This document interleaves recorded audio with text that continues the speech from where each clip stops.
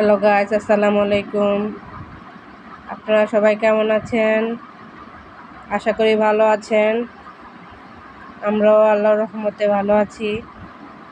চলে আসলাম ছাদে। এখানে কুমড়ো গাছের ঝাঁকা দেওয়া হচ্ছে। বারণী ভাবি ছাদের মধ্যে শাকসবজি লাগিয়েছে, কুমড়ো গাছ। এভাবে কুমড়ো গাছটা ঝাঁকা দিয়ে দিলে অনেক ভালো শাক খাওয়া যায়। আপনাদের যাদের ছাদ আছে এভাবে লাগাইতে পারেন।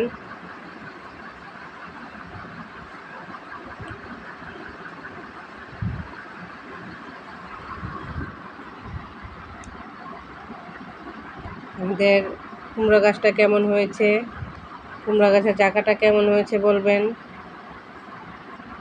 সবাই বেশি বেশি সাপোর্ট করবেন, লাইক, ফলো, ইউটিউবে সাবস্ক্রাইব করবেন,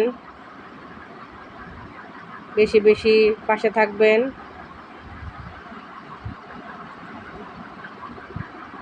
পাশে থাকলে পাশে পাবেন।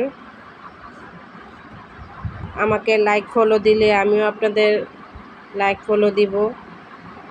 একজনে আরেকজনকে সাহায্য করব।